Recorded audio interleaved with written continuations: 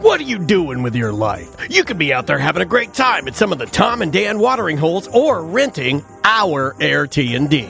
Yep, this episode of the Guy Torry interview is brought to you by all things T&D. Yes. One of them being our watering hole program, which is basically all our bar partners. Everything we have is a program. Everything we have is, this is phase 6 of the Tom and Dan Empire's watering holes. So, Toll Road Brewing Company, they're right there in Ocoee. They make some great beer. Yeah, awesome brewery. Hourglass Brewing in Longwood. They got their tap room in Orlando. Yep. A huge, gigantic warehouse of beer. Yeah, and also pinball machines, video games, tacos attached. In between both locations, 40 taps.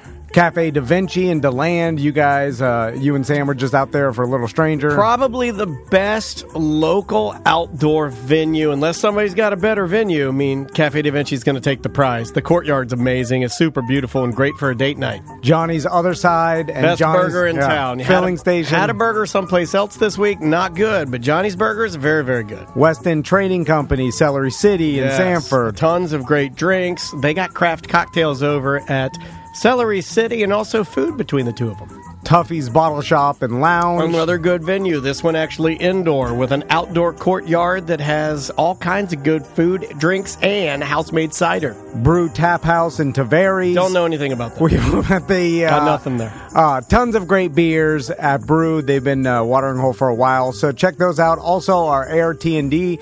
If you go to bookairtnd.com or you just go to Airbnb and search Sanford Airbnbs. Yeah, it pops right up. Ours pops up on the top. What? Hold on. Hold on. What do you think? No, that doesn't pop up? You got your own link. What do you mean? You have your own unique Airbnb link. Do you not know this? Well, I said bookairtnd.com. Did you even know that website exists? Now you're just insulting. Why would you say that? Why are you trying to start a fight? Like, do you even know? Where's the link? It was right there. I'm just telling people where to find it. Anyways, walking distance to all the great bars. I'm just going with what she said. Also, if you want to be a BDM, we do BDM-only parties, and we have a beach party coming up. Yes. We're inviting all of our friends. Did we send the email out yet? We sent the email out, but we're going to send another one out. So even if you subscribe why are we sending two? Because so they can complain twice. Well, anybody. Why would we do that? Either you got it. If you didn't get it, we don't like you, and you're not invited. And you must have a physical piece of paper to get into the party. Live music. That's not true. Great venue. Yes. We're partying on the beach. We got pictures. We're giving away a bunch of gifts. White Claws, Crokies. Anyway, so lots of reasons to be in the Tom and Dan community. And all you have to do is become a BDM, get in our BDM Facebook page, check out all our watering holes, stay at our Airbnb. And if you have any issues with that at all, you can always email show@tomanddan.com and I'll get you sorted out. 100%. Enjoy this Guy Torry interview. With us in studio, he's back. I think we've talked to Guy 8 times? Well, Has it been 8? My wife just redid our old studio that you had been in. Right? Okay. Oh, really? And your signature is the largest. Monique tried to outdo you, but you were... She's larger. In more ways than one. She's coming for people right now. I would watch. She's spicy lately. I don't want to get on her bad side. But lately, Monique's you don't want to get on her hungry side.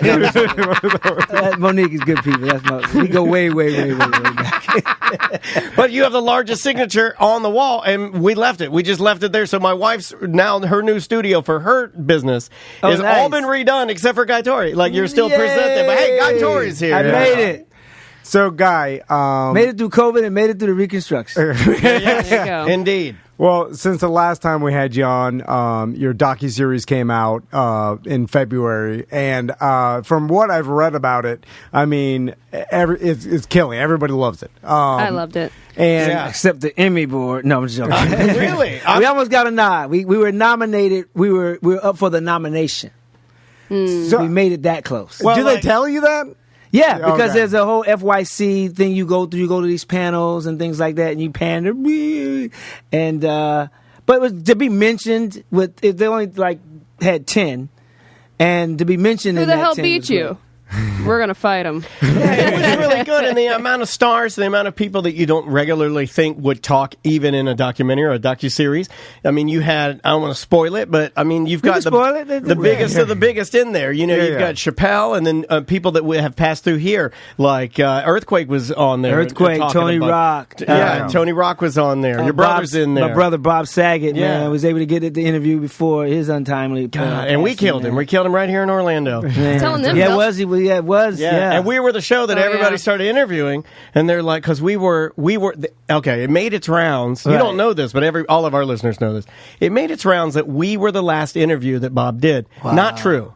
Not true. It actually was the other show you were on, the Monsters. We were one of the last. Well, it was some radio show in Jacksonville. Yeah, it was in Jacksonville. Jacksonville actually had because he performed in Jacksonville day after, right? And then came back to Orlando's the hotel. So it wasn't even Orlando's last performance. It was Jacksonville. Then he drove back all night, and then that was the night. But TMZ got a hold of our name too. God damn it! This can't happen again. Oh, I live. Lord, let me live. Oh my God, where are you staying at? You gotta watch the headboard. Make sure you're safe and padded. Well, even before we get into the documentary, I want to ask you about you've been in Florida for the past month, right? And he looks it too, man. He looks good. He's got the hat on. It's interesting. Weatherproof shorts. It's interesting that more comics don't do this. I feel like comics that maybe just getting their start, or they're driving their car, not flying, they'll stay in one area for a while and hit as many clubs.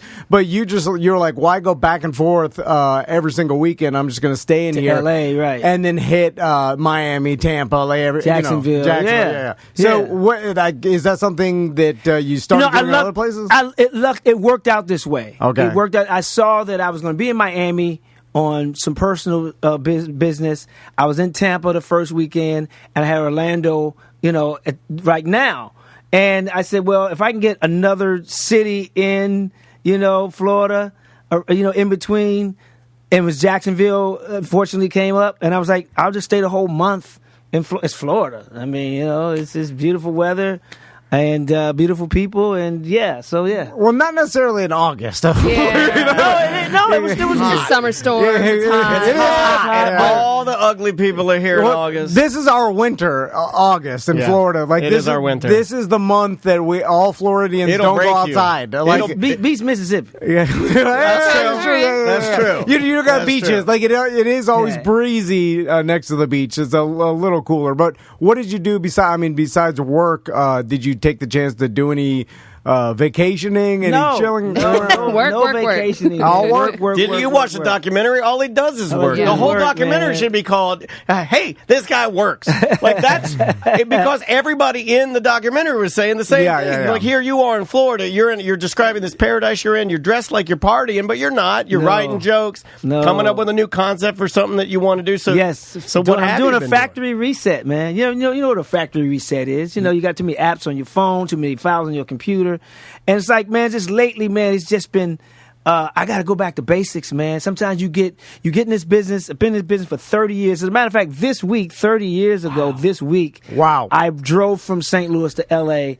To move to get into the entertainment industry, to be honest. So 30 years ago this week. That's crazy. And sometimes along the years, you accumulate people, unwanted people, leeches. You accumulate stuff you don't need, habits you don't need. It's baggage, right? It's baggage. So I'm like, you know what? Factory reset. I'm going back to the original settings and going back to what got me through these 30 years. Like, you see the documentary, the whole Janet Jackson story, that people give me flack for. You saw her titty first. You saw her titty first. Not that one. Right. The original one. I turned down going to her party because I wrote 3 new jokes that day, and I wanted to go work them out. Right. Well, your brother was giving you shit about that. Yeah, he was giving me crap about it because he was like, "You gonna miss Janet Jackson?" This is the funny thing about that interview. My brother's like, "You gonna turn down Janet Jackson? She can introduce you to people pushing the movies." I said, "Well, how many movies did he put you in?" You was in a movie with Janet Jackson. She didn't put you in that movie. You married on that movie. But I'm work first, man, and because you got to get the people what they want. People, they come see your shows, they come see your movies, they come see you, turn on the TV. You want to put in that work to make sure you don't disappoint them. So I'm all about work. I have my fun every once in a while. I went to where did I go? My last vacation, I think, was Jordan, Amon Jordan. I went over there because my nephew plays soccer over there, and I wanted to go hang out with my nephew. And I'm going to Ireland next month because he plays in Ireland now. And Snoop is doing a big concert over there. He's in the documentary, so I'm gonna go. Then that's my vacation. I went to Ottawa, Michigan, for 3 weeks. All work. People thought it was a vacation. No, I rented a beach house, a lake house, and I just was grinding, working. Yeah. If it was not vacation, I didn't know it was caterpillar season, but caterpillars attack the whole damn. I don't like caterpillars. A lot of people don't, man. No, I'm with you. I don't caterpillar like season. Yeah, every 3 years for 3 weeks, caterpillars invade Outer Wild, Michigan, and Outkast did a movie about Outer Wild, but this is Outer Wild, Michigan. They fictitiously did Georgia, but anyway, I'm a workaholic. Okay, well, let's talk about that because I'm still stuck on caterpillars. No, well, we got the stinging ones here. You seen the stinging ones? They got little mohawks. Really? Yeah, they got little mohawks on them, and they got like orange mohawks and little I ain't white. See them. Yeah, and you'll see them out here in the spring. Oh, they'll get you good. That's like was Spike from the Gremlins, or was it? Yeah, the little mohawk bad one. The bad one. Yeah. We should figure out a different term for work and drive and ambition, because I feel like the rest of the country or a lot of people hear the term work and they imagine their own work and it's miserable. Right. You know what I'm saying? And they can't imagine going and working all the time because they're like, I hate my job at Walmart or wherever the fuck. You know what I'm saying? And job are different, right? Yeah, exactly. You just said it. And so it's when you're driven by your career and by your art and by your company and your success and ambition and projects and things you want to accomplish, and to you, it's probably not work like it is work to the guy who works at some cubicle in some insurance agency. Right. Yeah. Right. I love what I do. Yeah. You know, and that's what you should be doing. Yeah. And it's not really work. And to me, it's being creative. I can't turn my brain off. And you look forward to it. Absolutely. Yeah. So what's your schedule like? You're in Florida for a month. You're staying in different hotels around. So you come in, to Orlando, and what is your day like? Because I know you look really good, man. It looks like I'm back on that Peloton, man. I'm back on that Peloton. I had it since 2019. Me too. Yeah, we talked about it. Yeah, I forget a lot of stuff. I smoke a lot of weed. I apologize. But you can't Peloton when you're. Unless you. Well, you can ride on a Peloton, I guess. I either find one in the city I'm going to at a gym, or I'll go to in Miami. I just joined the YMCA, and they got a spin class. So they don't have Pelotons, but it's spin class. But I have the app. Yeah. You put on the app, and it reads your. You can get close to it. So what's part of your daily routine, your regimen? Is it wake up, workout, a certain amount of time? Wake up, radio, then workout. All right. Yeah, usually it's wake up, workout. But when you have radio, is wake up, do press. And then really the rest of your day. So I try to get a workout in after that. And then try to write or just go around the city.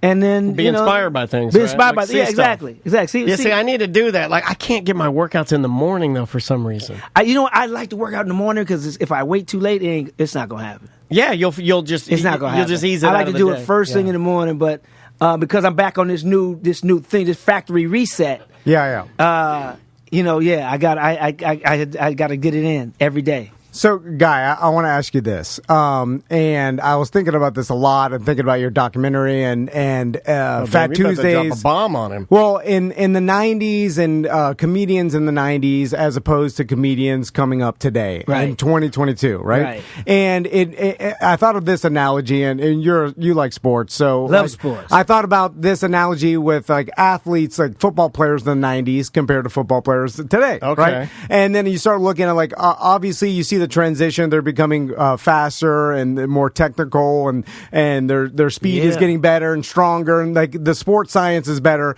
But in the 90s, they had a lot more adversity, right? I mean, Jerry Rice had to worry about getting killed in the middle of the field. Yeah, that guy. Because you were allowed to get, and same thing with quarterbacks, you were allowed to play football. I forgot about some of those hits. If you go back and watch it, I'm so in new football. I'm so in new new football, right? Like that's what I play on my Xbox. That's what I watch. But if you really go back on YouTube and watch some of that stuff, man, it'll blow your mind. The one that comes up the most for me, the hardest hit, was Ronaldo Skeets Nehemiah. He was an Olympic track star, but he played with the San Francisco 49ers, and he was coming across the middle, and it was a hit. As a kid, I still see that hit. If you Google it, Ronaldo Skeets Nehemiah, 49ers hit. He came across the middle, man, and I think they were playing the Falcons. I'm not sure, but he got my poor Falcons. Oh, my God. And so I started looking at that, and then I started making the analogy. I was like, all right, comedians in the 90s didn't have social media and had to come up, and even if you were super talented, that didn't guarantee success. You still had to grind it out. You had to there was a process. I mean, just because you're grinding, you got to be grinding the right stuff, right? And you got to get in front of the right people to make the right decisions to get you past. Right. And people forget that in the 90s, it was a different culture. It was a lot more racist, like as you know what I'm saying. Like, and that still played into it. A lot more adversity, especially if you're a black comedian and stuff like that. And then so that molded some of the greatest comedians ever. But this is where it shifted, though. All right. See, in the 90s, Def Comedy Jam was our social media. BET's Comic View was black social media, basically, because that was our portal. That was my portal in the 90s, was Def Comedy Jam. Now the portal now is basically social media, is the TikTok and the Instagram and the Facebook and the YouTube. But the 90s was just a special era, man, because it was really black excellence, man. It was like that Clinton was in office. You know, we had a surplus of money. We had expendable income. You had the black fashion industry was blooming with FUBU and Fat Farm and Nietzsche. And then you had more black magazines, the hip hop magazines, The Source and Vibe. Then you had the black sitcoms, Martin and Living Color and Living Single. Family Matter. And all those, and then you had black movies. You had The House Party and you had Boys in the Hood, and you had those Spike Lee movies. So the 90s was like a different, even though there was some BS going on, because it still was kind of divided with the OJ trial, with the Michael Jackson trial. I mean, the riots, 92. The Rodney King situation. Yeah. So we had the good and the bad. So the good was the urban culture was coming. Hip hop was at its finest in the 90s. At its finest, Tupac, West Coast, East Coast. I mean, you brought that up. I read a story about there was a situation where you had the chance to go hang out with Tupac one time. And, and you were like, I probably should. It's in the documentary for sure, man. It was. I was at a concert across from the Comedy Store where I did Phat Tuesdays. Yeah, the infamous comedy night, and I think it was LL Cool J and the Fugees at the House of Blues. Jesus. And I went to the concert, and Tupac was there. And he was by himself, in a convertible cream Rolls Royce. And he was like, yo, what's popping tonight? And Phat Tuesdays already ended. Comedy Store was closed because the concert went late. And he was like, what's popping tonight? And it was this lesbian club called Peanuts that some of the baddest bitches and was in that bad boy. And the only guys they let in were guys if you're a celebrity, right? Okay. So Peanuts was popping. It was Tuesday nights. Peanuts. He said, what's popping on tonight? I said, man, there's Peanuts, man. It's a lesbian spot, man. Some of the baddest bitches. And he was like, oh, let's go. And then I was like, in my mind, like, yeah. And then I was like, wait a minute, it's the height of the East Coast, West Coast rivalry. Maybe this isn't a good idea. You're in a convertible Rolls Royce with no security. Hold on. I'm like, this is back in the day. For those of you who remember pagers, I had a GTE pager, and I act like I got a page from this chick. I said, oh man, this little broad. I've been waiting for gonna meet me. And she in front of my crib, man. I told her to meet me there. Oh man, go handle that. Where's this club? I said, oh, it's on Santa Monica Boulevard, way at the end. Da da da. And he peeled out, and I was like, whew, dodged that bullet. But, looking back, I'm like, man, I should have hung out with Tupac. But I had other opportunities. I hung out with him. I like that you have a collection of stories of being invited places and then turning it down to go write jokes. I love that. Janet Jackson, I got to write jokes. Tupac, got to write jokes. He's a comedian nerd, hey, Barack right? He Obama's turns down the party. Well, to go write Tupac's here. No. Barack, you have to wait. I've actually met Barack about. Did you go write jokes? That party, that one I actually went to. Tommy Davidson and I had the same agent at the time. All right. And Tommy Davidson was supposed to host this fundraiser for this guy who was running for senator. Barack Obama, senator in Chicago or whatever. There you go. U.S. Senate. So Tommy got sick, couldn't do it, And so my agent said, hey, we need a favor. There's this guy who's Tommy's supposed to host this event, and he can't host it. Can you go in? This guy is named Barack Obama. I've never heard of him. They said, well, they say he's going to be the first black president. Yeah, whatever. That'll happen. And at the time I was married, and my wife was from Southern Illinois. And that was Barack Obama's region. So she had heard of him. She said, oh, yeah, he spoke at Clinton, and he's a good... I said, okay, I'll do it. No trip. No money was involved, but it was an opportunity to go and just, I'll do it. Fill in for a friend. Sure. Yeah. And I did it, and he walks in, Barack Obama walks in with Chris Tucker. And I'm like, oh, okay, this is the Barack guy. And I don't know what made me keep the sticker that said Senate Obama, but I kept it, and I still have it.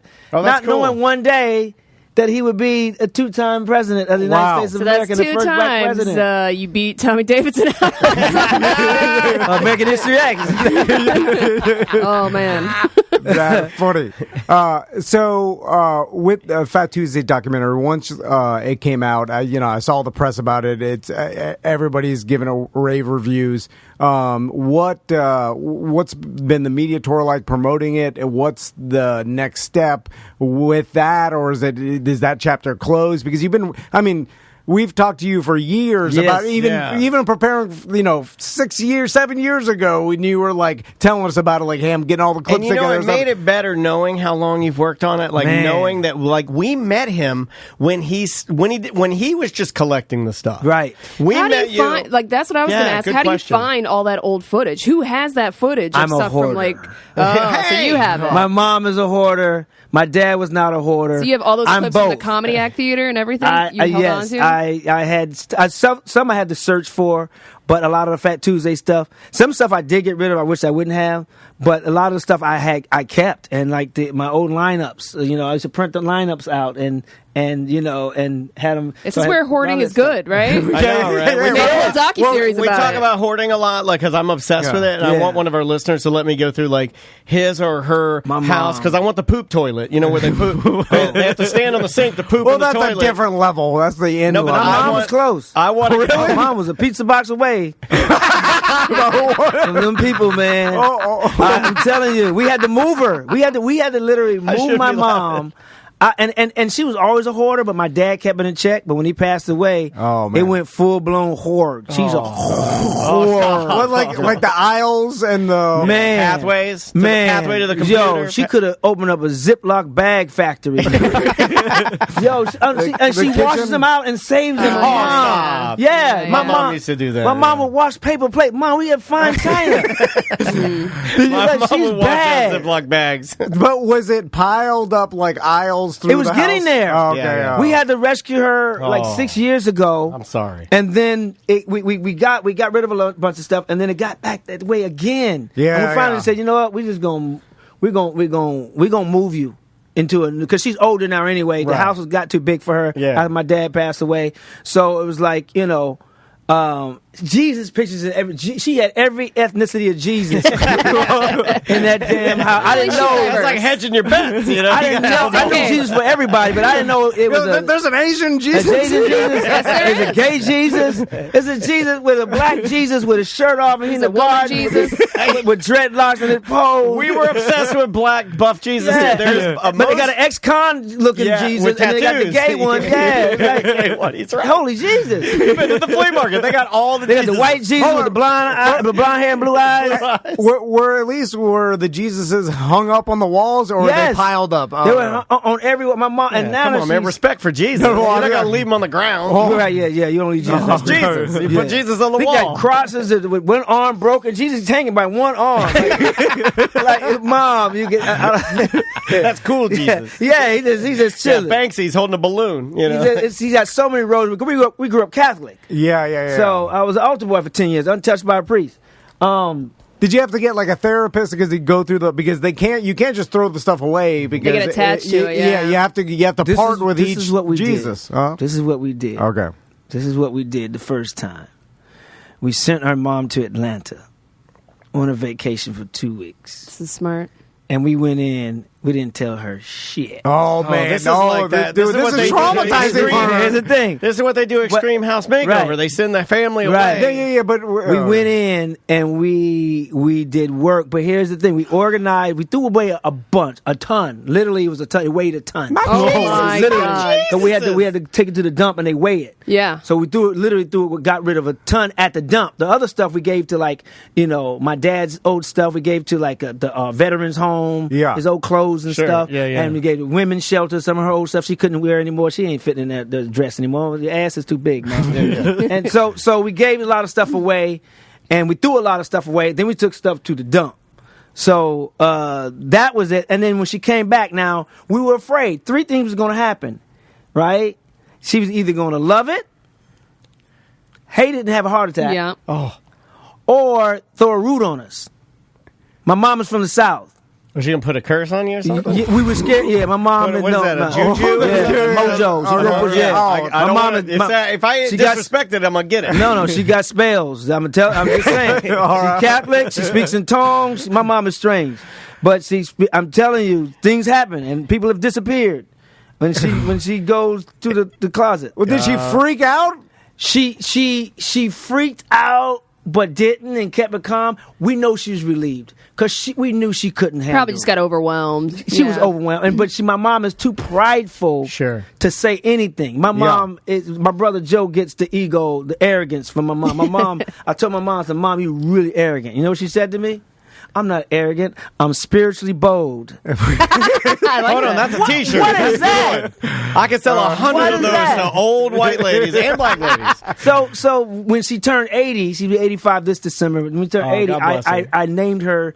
Her party of her theme was spiritually bold. It sounds like a program for fitness or arrogant people. Well, but for old ladies, it's great. It's so cute. Now, what about your own house, Guy? Do you notice you start piling up? Man, I'm just saying, it runs in the family, and all of a sudden you're like, you get a little pile. No, okay. In my storage unit. There it is. He had to dig through that. Yeah, and so he knows how to compartmentalize. And that's the thing. But even that got out of hand, and I recently, before I went on this trip, Florida run, I hired a woman who's an organizer because I needed someone to tell me why I don't need this. Yeah. And when I gave away, I'm OCD, right? I gave away 60 pairs of Adidas. Oh, wow. All I wear is Adidas when it comes to athletic. That's your brand. They're probably brand new, nice as hell, too. Some of them were nice, some of them were cool, but I said, you know what? Why? You got any shell toes in there? You haven't worn out. I get shell toes. You got bigger feet. No, I don't think you got You got bigger feet. Well, just genetically, I know how things work. But I gave away 60 pair of Adidas. Yeah. That was tough, but I have to finish. I have a phase 2 to go through too because I have all my old cassette tapes. What? That could be gold. 30 years of cassette tapes. I have 30 years of CDs. Yeah, I had to get rid of all that. I don't know how long DVD's been around, but whenever DVDs were invented, from that time they were invented, I got rid of most of the VHS, but I still got a ton. So I still got those to kind of go through and get rid of. And so I'm but slowly and slowly. But part of me is that whole, man, if I do another documentary, I'm gonna need some of this stuff. Yeah. You know? So well, the DVDs, like Legally Blonde 1, you could throw away. Yeah. I don't think he owns that one. I'm just saying, whatever DVDs, it's all on stream. It's all on Netflix. I would love it if he said Legally Blonde 1's his favorite. Well, the personal stuff you have of your that you keep, but all the DVD. I tell my wife that she has all. I went through all mine. It's like cassettes and CDs and DVDs of like if I can't find it on the internet, then I'll keep it. My goal but if I can, I'll get rid of it. My goal is to burn the DVDs, put it into my iMovie account, and get rid of the DVD. Because sometimes you want to watch an old movie. Because like during COVID, I went to my storage unit and got all my DVDs in case we were like locked down forever. And if I want to watch a movie, they were right there with me. I took them out the the jewel cases. Yeah. And just had them on the big spindles. And I alphabetized them by alphabet. And so I had A's, B's, the C's, the C's, whatever. And so, but now I want to get rid of them. So I want to burn them into iMovie. I did that with my music, or whatever. and it took for I burned every CD I had. I need an app. That does that. So we're talking. It's actually what she's saying is easier just to go. Jack the Ripper. It used to be Jack the Ripper. It's they got stuff like that, but it's easier just to go like, is it there? All right, it's there. So but even if it's there, you got to pay for it. Like even if you go, you still got to pay $4.99 for it. When I got it sitting right there. Yeah. I don't even have my computer. Doesn't even have a CD. Like there's. I have an external. Yeah, but I still got my DVD player. You still got one. You're good. There you're good. Because I edit a lot. And some of my stuff that I've done, sure. I'm working on digitally putting those into a system and on a hard drive separately. But still sometimes you just want to have that physical. It is cool having it, and the quality's better. It really is. I was just talking about getting rid of my cassettes. I thought just throw them away, but I'm like, wait a minute, I got the Saint Lunatics mixtape, like demo, before Nelly broke off that himself, kind of stuff and he you was don't still get with rid of. I still got the one that they actually gave me out the trunk of their car. Yeah, and if I just would have thrown all those cassettes away and not gone through them, I would have been gone. Like Eminem personally handed my wife a cassette single of one of his songs. That she still has. It still has a shrink wrap on. Yeah, I still got Country Grammar. Yeah, that's awesome. When from 2000 when he performed it. Before he performed at the Super Bowl halftime show at the next year, but I still have Ron Artest at a Laker game giving me his rap album. When he got kicked out, I still got that. Listen, all I hear is hoarders justifying their pipe.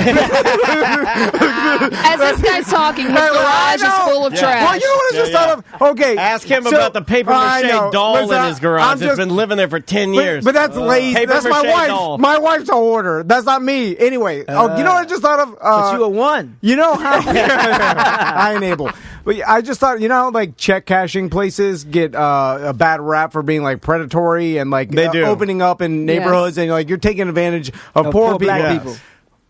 Storage unit places take advantage of hoarders because I was about to ask you. They got me. They get you in there, and then for $99 a month, and next thing you know, $400. Yes, mine is $400. And then you can't get it out. Again, you know this because you're a hoarder. I know. Do we still have our storage? No, he finally cleared it up. I got a 10 by 15, man. $400, and they know you can't. Now all you have to do is they know you don't want to get rid of your stuff. It started as a storage unit for the company, and then this motherfucker started personal. He started putting his Christmas lights in there. These animatronic deer. He put some animatronic deer in there. Then he started putting his son's old baby clothes because his wife wanted to keep it because she wanted to make a quilt. But next thing you know, you're paying $480 a month for something you pay $99 a month, and then you're like, you look at the one next door to you and they go, well, that's $99, and it's just because they know that you're never going to go in there and take what? It would take you 3 days. In my hoarder defense. How did the interview go to this? We've been talking about it lately. It's I also use it for my storage for my merchandise. Yeah. So it's there. I used to have old furniture in there that I ended up giving away because it's like whatever. Give it to my brother, the one I like. No, we were going to ask about that. Scratch that off the list. So I use it for other things too, and stuff like nowadays with social media and all these people doing sketches and stuff like that, I have some wigs. Containers of like old props. cell phones, an old flip cell phone in case I do a sketch. Yeah, that I need that. Kind of like Pat would love all that stuff. I got my dad's old phone with the case. And with the cord and the carrying case. Oh, the bag phone. The bag phone. I got my dad's old bag phone. So some things that, Torry, you sound like your mom right now. Like if you, but you know what though? It's organized and labeled. It's not like all willy nilly. So it's like organized hoarding. Yes. Okay. So that's my dad. So I got the best of my mom and the best of my dad. All right. And I know when to get rid of. So I know when to throw out. My mom doesn't know when to throw out. Wait a minute, that's what I do. You guys, they bust on me all the time because under my desk, I cleaned it up this week, but I keep every box from every cell phone, every computer, every I did too. thing I got over that. These microphones, I had these boxes, the other. I used to do that. I got rid of mine. And then I hold on to them in case I ever need to sell them. Right. Because here's the thing I figured out early on that it took Guy Torry coming in here for me to realize this. This is how I make a sale. If I show up and I got somebody that's like you on the line, and I show up to sell this microphone and it's in the box, you're already buying it. Yeah. Because you saw the box. I got you with the box. Yeah. The microphone doesn't even need presentation. to work. Yeah, because you walk in and you're like, oh my God, this guy keeps stuff But nicer. how often are you actually selling any of that stuff? I did pretty good with iPhones. So you don't really do them anymore because you roll them back in. But back in the day, like early. No, I keep my iPhone because I shoot with them now. When I don't use them anymore, the cameras are still great. That's true. When I did my comedy kitchen show, Wi-Fi and everything else. Doing COVID, I had iPhones. I was shooting it with to make a pilot out of it and presentation to shoot it. The cameras are still good, so you can get different angles from those iPhones. That's why we give them to our kids too. They're still good. It's just Wi-Fi good. Right. So, Guy, not to go back to it, but do you think that that coming up in comedy a certain way and having to go through like grind out a path for yourself and like make yourself popular through the grind and stuff, what people had to do in the 90s before social media, do you think that made them better comics on stage? And do you think now we'll never have a group of comedians be as good as they were because of current day situation in society? Here's the thing. I applaud this new generation. Bob Sumner, who is a great talent scout, he recruited and booked every comic you ever seen on Def Comedy Jam. Not all Def Comedy, but on Def Comedy Jam. And he calls them social medians. That's his term for this new crop of comedians who I applaud. Yeah, it's social medians, and I applaud because I think that's a different skill. It's not stand-up skill, but it's a different skill to be able to do those sketches and that amount of time and make them funny, make them relevant. But the ones who are doing stand-up, we as in my generation, we just want them to put the reps in on stage because you can have the best of both worlds. Because here's my thing with that is, whenever I do a comedy show, I'm thinking about someone who's coming to a live show for the first time ever in their life. And I'm their experience for the first time to see live comedy.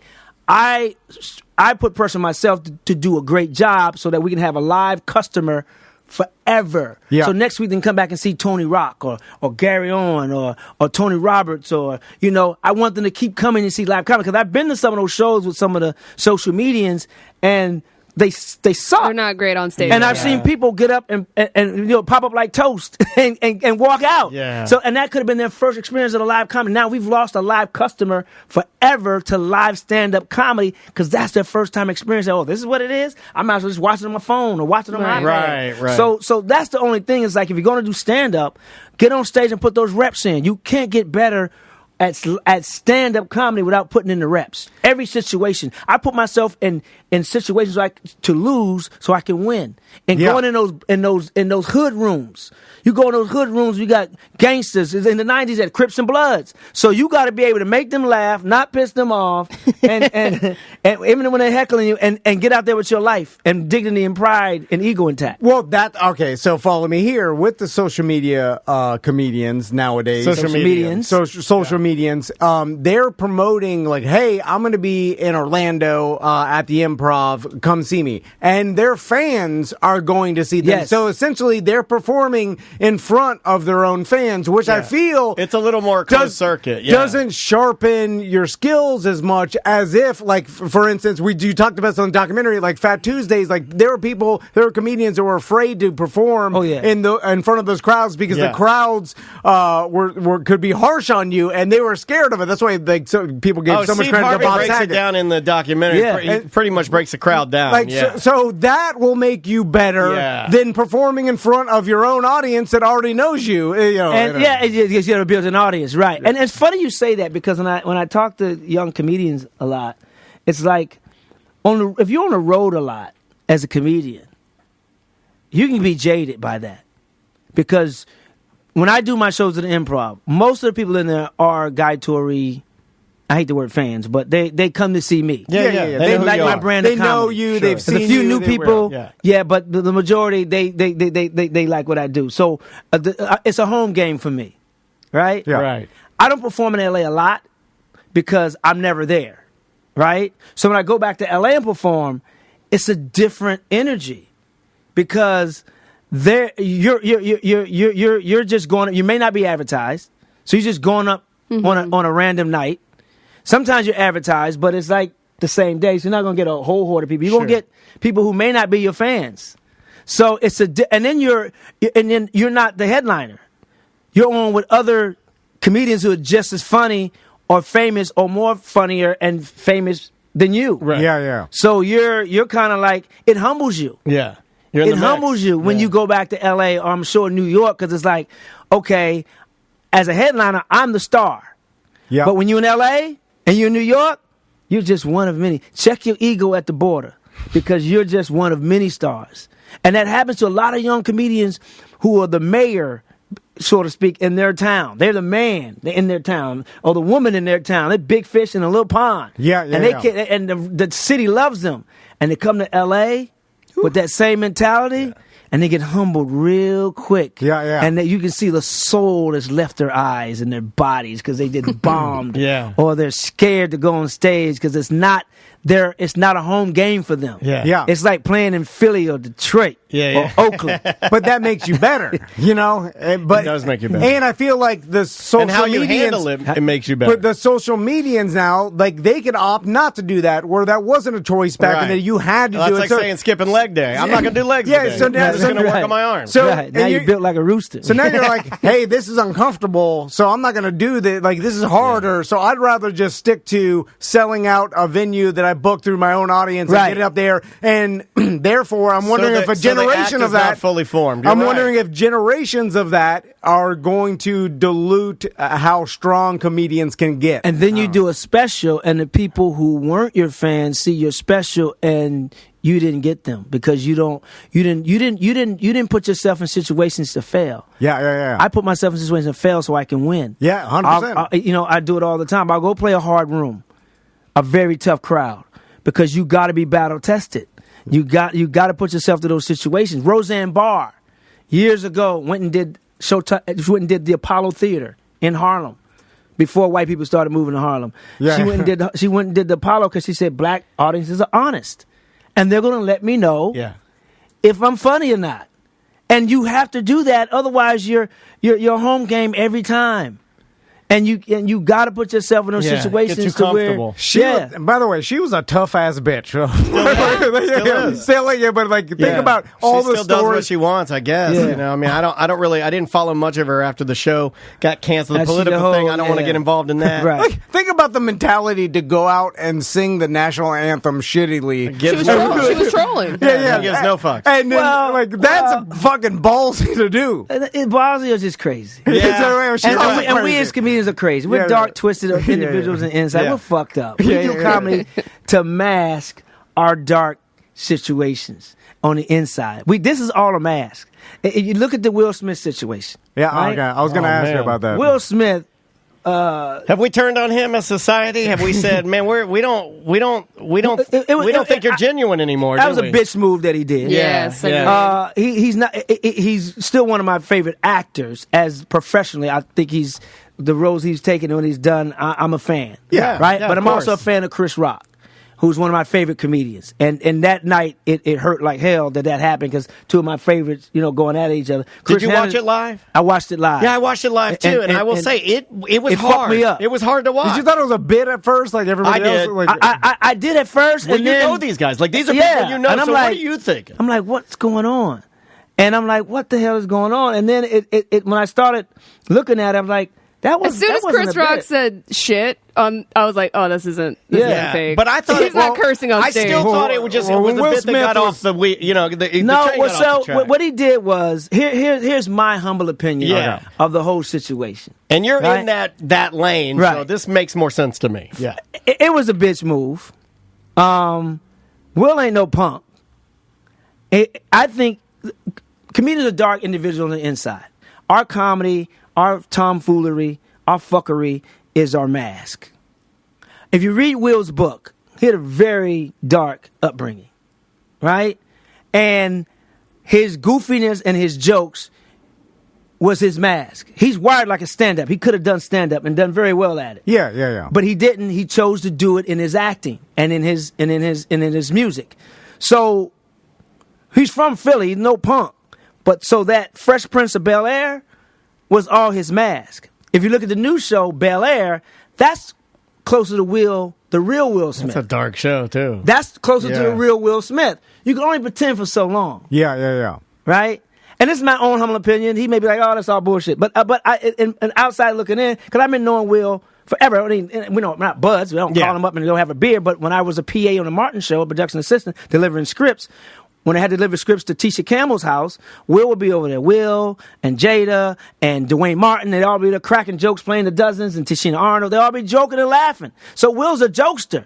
Yeah. And so what happened was like, come on, Will, Yeah, I've what the seen hell? you do this all the time, Yeah. joke with people. That was and That crossed the that line, was the yeah. one. So in the whole, and when you see Marlon Wayans' new special that he just taped 2 weeks ago, he explains it beautifully. It's one of the best written stand-up acts I've seen All right. in a minute. I can't wait to see it. Yeah, Marlon Wayans killed it. He was in Tampa. When I was in Tampa, he was in Tampa. Oh, right on. So, but Will Smith to me is like, you know, he pretend for so long, and it's like it got just to the point where I think he chose the wrong venue and the wrong, time to do it. Yeah, wrong place, wrong time. Wrong place, wrong time. Chris Rock showed a lot of class because I ain't that class. I'd have beat Will's For ass real. right there. I don't know how he kept his composure. I'd be like, fuck these awards. Yeah, because they didn't protect him either. Where was the security? It looked like, if you look into his eyes, if you watched it, I watched it recently. It was on, somebody was rerunning it, and it just happened to be on. I'm watching it. If you look at Chris Rock's eyes, there does look like there's a visible moment of that what the fuck just happened? Like, of like he's trying to decide as a human whether or not to I'm going to go in, right, or I'm going to push this guy off this. Like I'm going to do something bad, right. Guy, you know the business, and it's when I saw this and I had time to process it, I'm like, well, this is a fucking multi-million-dollar slap because Chris Rock is going to turn this into a comedy special, and everybody wants to hear He's his already writing, and he's going to write it and sell he's it. a genius, and he's going to sell it to Netflix, and this is going to make Chris Rock millions of dollars. And so, one slap? I'd take a slap for fucking millions of dollars. That's happening, right? Like he's turning this into a Netflix special, and he's selling, or someone he's going to sell it to the highest bidder, right? Right. That's happening, right? I mean, it could. Guy. It could be. I mean, he's that genius of a guy to flip it. But it's weird because he hasn't talked about it, so he's gonna. He talked about it once. I think people were. This is what kills me. People were mad because his ticket sales went up. Yeah, and they expected him to talk about it, and got mad when he didn't. Like. Right. He didn't talk about. That's all you guys came to the show for? He's not going to waste it He's in an one amazing show. comedian. He's going to write a special and sell that shit Obviously, to these people don't know what I forget. Who's going to pay the highest? Amazon, Netflix, HBO. All of them bidding on that. They're going to find you to make $5 million. But comedians, $5 million, $10 million. I mean, what do you think, guys? They $55 million. It's going to be because everybody wants to hear it. But comedians, they craft those jokes. This isn't. They don't just get up there and say, "Here's what happened to me last week." Yeah, you get up there and you tell a perfectly crafted story, and it has a point, and it has punchlines, and it's callbacks and different things that you want to do with it. And then they're idiots you expect them just to get up there and improv about what happened. And here's the thing: what people, that's not how it works. Here's the thing: what people need to continue to understand: comedy clubs That's our gym. Comedy clubs it's not the theater, it's not an arena, it's not a special. It's where we work our jokes out. It's where we go to see the test of material, to see if it's going to be funny or not, or like you said, to craft it, to write it, to make the callbacks, the whole thing. And when you come to comedy clubs, you're seeing a work in progress. It's not the finished product. And so he's not going to do a big theater show and be working on that much material at a time. Chris Rock is a genius for rolling up his sleeves, getting into whenever I go to New York, I hang out, I go to the cellar, the Comedy Cellar. And Chris Rock or Dave Chappelle is always popping in, working out that shit that you see on the specials. Yeah. And that's what when you come to a comedy club like this weekend at the Atlanta Improv, I'll be there 2 shows Friday, 2 shows Saturday. Look at that. But when you come to the club, we're working those bits out, and some of them you may have heard before, but we're still polishing it. It's still not. It's not there. It's not there yet. So, but Guy, this is what I know this is going to happen, and he's going to sell this comedy special. But I did think about that. I'm like, but he's going to have to work out the material. Like he's gonna somewhere. But then I haven't heard anybody because.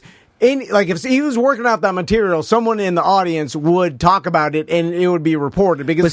So I'm like, or he could do it completely different, where he never talks about it at all on stage and writes a book about it, or not specifically about it, but about himself, and includes that in it. But that's not his craft. His craft is on stage, right. But maybe he doesn't want his whole thing to be about one moment of a slap that wasn't his comedy. Yeah, but exactly. But you know, he's going to form the special around it. That's an interesting point, because if you look at Chris Rock. As far as I can remember, when I think of Chris Rock, he's never been a guy that really open up and make himself vulnerable like that. Like Kevin Hart does, and like I've been doing now. I could see that. Where he would, but this would be the perfect time for him to do that. New phase. Yeah, that's good. To do a factory reset. And like let people know who the hell Chris Rock is.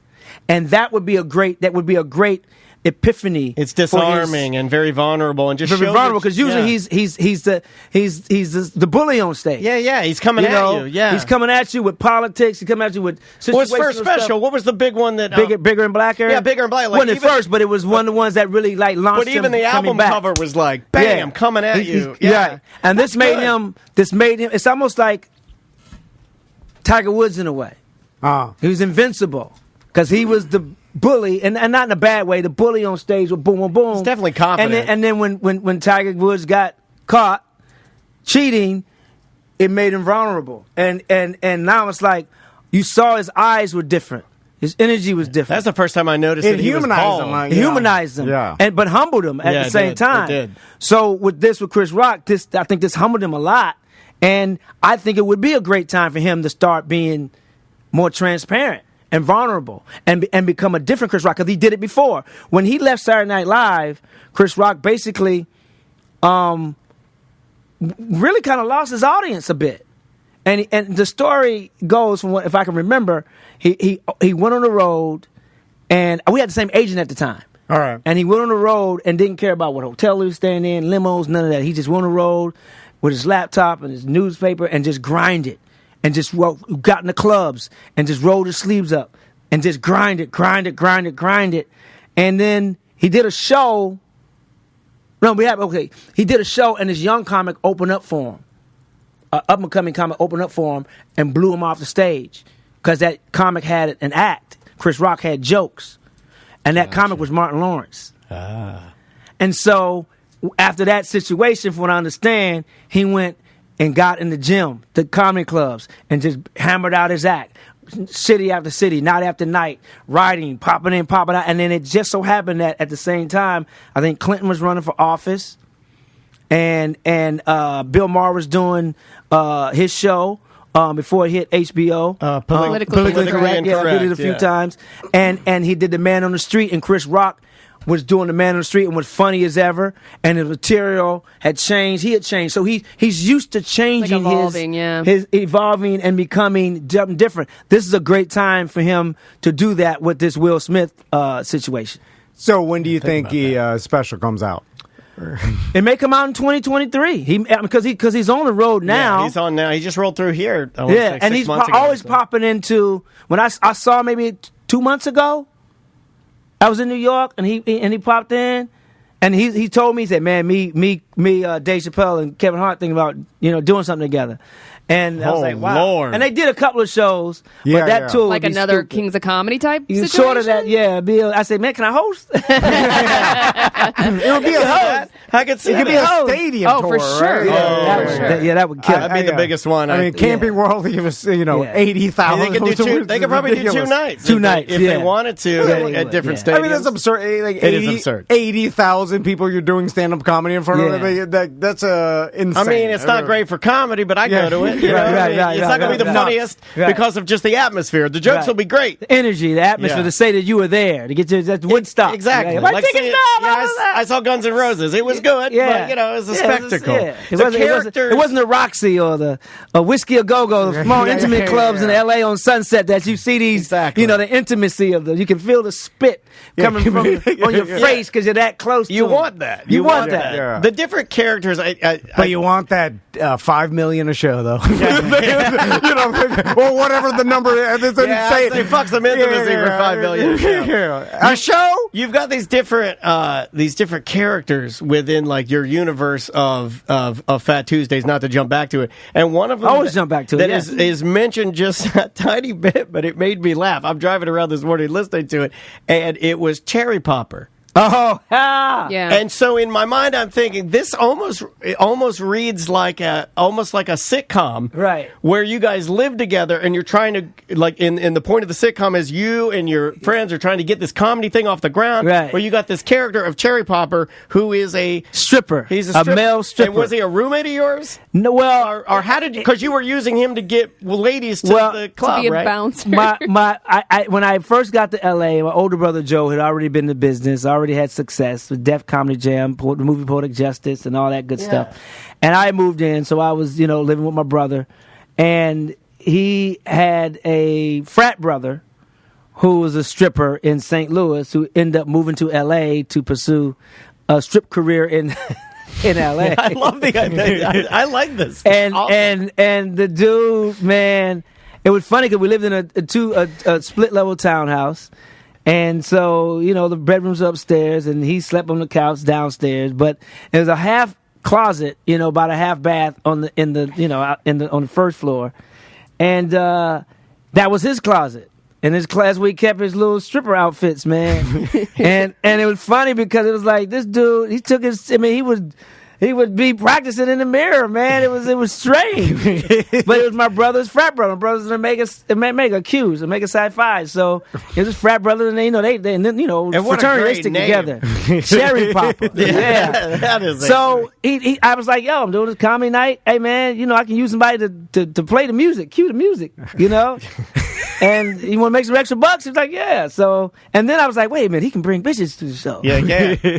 He got the girl. He got the girl. So yeah, and he'd go there and recruit and bring women to see his show, but he'd tell women at the strip clubs to come to the comedy show. Because it does matter. Yeah, I just like when you were just in the documentary, when you're watching this, you're like seeing how grassroots it was, and how, like, it reminded me of those 80s movies, the bikini car wash movies where you had to save grandma's car wash or something, so the bikini girls, they'd save the car. You're doing everything. You're putting the flyers up on the cars. You're running around ringing the doors. Hey, I got a comedy night. Cherry Popper, you got the girls coming. The girls are coming. Like, it reminded me of those old school 80s movies where everything had to be right, and you pulled it off. I used to go to movie theaters, man, with my homemade flyer. Well, homemade, it wasn't Kinko's, but made it myself. I didn't have a graphic designer and crap like that. I just had a piece of colored card stock and a Xerox machine. Yeah, here it goes. And no pictures in the beginning. And I would go to movie theaters and see couples, or go to the mall, and any couple I saw, like, hey, man, you should bring your lady out. Man, last time you took her on a date, man, bring her to a comedy show and give him the flyer. And then, so I put him on the spot, like, yeah, you'll never take me out. Boom. That's good. I'd go to other comedy clubs when people leave. Hey, I got a comedy night too. So it was just.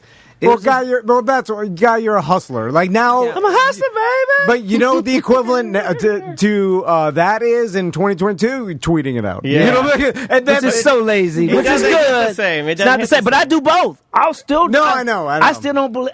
People say, "Well, why are you passing out flyers?" Because they still work. Yeah, yeah. In addition to probably social better media. now because back then you'd get too many flyers. Yeah. When do you get a flyer? You're like, oh shit, a flyer! Like, someone cares. When I do shows in LA, man, I still go to barbershops, beauty salons, and I put up a poster. I'll still put flyers there because the average person needs to see. They need to see it so many times before it registers. You know, they see it on social media, then they go to the barbershop and they see it. Oh, you see a poster there, and then they may go to another spot, see the flyer there, and then they may hear it on the radio. Multiple times because we live in such a fast-paced society, and there's so much going on. There's so much content. There's so many things to see and events going on. It's like you got to remind them exactly. If you see it over and over and over, like if you see a TV show or a commercial, like you see it over and over. Oh, I should check that show out. You know what I mean? It's just getting in your head. So, okay, Kevin Hart, I'm gonna bring it, Chase. Yeah.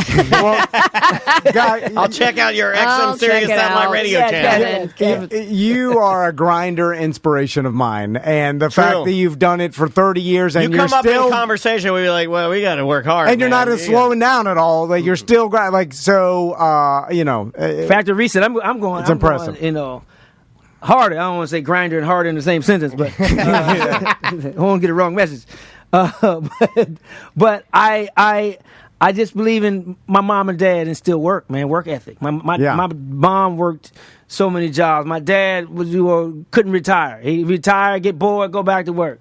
Work for another 3 years, retire for another 2 weeks, get bored, go find another. I mean, my dad did that. He retired and then got a job. Yeah, is that genetic? That's inside. It's genetic. Right? Yeah. I'm looking at my sons. I'm like, how can I teach them to be like Guy Torry? But I think like they just it is going to be. It's been a week with me. But I don't think you can learn that. To live with Guy Torry. I don't think you can learn that. That's inside. Guy is going to be at the Orlando Improv. 2 shows tonight, 2 shows Saturday. Go see him. Get your tickets before it sells out because it will. It will. But get them tickets now. Scoop them up. Yeah, I'm telling you, fellas, bring your wife out. If you don't want to bring your wife out, bring your mistress. They need to laugh too. Your side piece, you jump off. Bring your wooga mooga. Hold on, what is that? I don't know what a wooga mooga is. That's an ugly chick. Oh, okay. Ugly women need to laugh too. Ugly guys need to laugh too. I'm a wooga mooga male. I'm somewhere in between Denzel and Flavor Flav. I'm somewhere in the middle. I'm closer to Flavor than I like to be, but yeah, bring your wooga mooga out. Bring your, come on, they need to laugh. Girls' night. Make it a girls' night. Girls' night would be good, Sammy. You bring all the ladies. You're tired of going out to dinner and you're tired of going to movies. No, come to a comedy club where you can laugh. And if you're going on a first date, it's a great place for a first date. I'll tell you why. Because you get to see where this person's comedy sense of humor is. You can look at what they're laughing at and be able to tell, oh, okay. Oh, they like the dirty jokes. Oh, no, they don't like the dirty jokes. Oh, they like political stuff. Oh, so you can get a gauge on your guy or your girl on where their sense of humor is. Or they could start talking throughout the show, and then you're like, this is the worst person in the world. Right. And you could have security escort them out, and you could stay for the show. Or not laugh at all. If they ain't laughing at a professional comedian, then don't get mad if they're not laughing at your joke. That's true. Yeah, you can get up Last and question. go to the back and sit alone and laugh. Guy, last question, I promise. But have you noticed audiences are different since pandemic and stuff? We've noticed we've had some experiences where people are talking more. People there's like more animals. hecklers. They're losing their mind. Being disrespectful at shows. Yeah, being basically. disrespectful. You haven't noticed that? No. All right. They once I hit the stage, I set the tone up top. All right. Oh, That's true. It's like a referee of a game. You know, if you stay in control of the game, it's like, you're in control of the game. Yeah, Gotcha. I will tear your ass up. Yeah. That's tear true. your ass Too much up. I have no experience to feelings, fuck no with guys. conscience. You're sitting in the front and you're talking, sir. You're about to get disassembled. You sit in the back and talk, and I'm about to come get back there and disassembled. get that ass. Well, we love you, man. Thanks so much for always being the I coolest couldn't guest. wait, man. I couldn't wait to get Well, here, we couldn't man. wait to have you back. So, guys, first thing you got to do is you got to go see him this weekend. Yeah. Second thing you got to do is check out the doc. It's a series, too. 3 parts. You can Three-part check series. Amazon. And I know you teed it up earlier in the show, so let's get back to it. Let's be honest, or let's pay it off. I'm working on a season 2. All right. It's a brand. When I created it, I've been working on it for 13 years, the whole Fat Tuesday thing, 9 underground. It wasn't until 3 or 4 years ago I took it to my agency office that it was like, oh, you got something here. So when I first created it, people were saying, oh, documentaries don't make money. It's a passion project. You have a hard time selling it. So what I did was I created 6 other shows connected under that brand. So where is a scripted version, in like half hour or hour form. There's a feature film, and there's also other components of the Fat Tuesdays brand that is coming. There's a podcast. Nice. I can't say the name of it because I haven't secured the name yet, but I will. And a whole series of Fat Tuesdays. We have to call it Obese Tuesdays. I love it. Well, I knew a guy because I'm like, guy, he's going to turn this into other. I watched all 3 episodes and I was like, man, I wish there were more. Yeah, like, and I appreciate that because they're what it is when I was doing it a while ago, when I was before Amazon, before Reggie Hudlin, the great Reggie Hudlin who directed it. When I was doing my own interviews, for the sizzle. A sizzle is what you put together a presentation to pitch it, to go out and sell it. I know you all know, but for the listeners. Sure. So I was doing these interviews, and like there's so many stories we had to cut, so many origin stories that were so great that like man, we can't put it for time and for like the it didn't really fit the narrative. We had to cut, and then this time when we were doing it. I mean, some of the origin stories, J.B. Smoove has a great origin story of him first coming to L.A.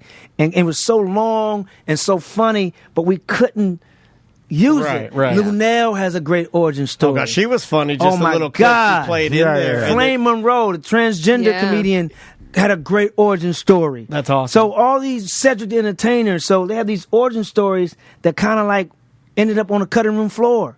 Yeah, so it's like too much good stuff to waste. Too much good you got to stuff. put it back in there. there. That's what we're talking about now. Is bringing those back to life. Well, so we can't wait. Makes sense. It's on Amazon right now. Make sure and check it out. And theimprovorlando.com. Thank you so much, man. Thanks for having me. Always a pleasure coming, man. I always look forward to this.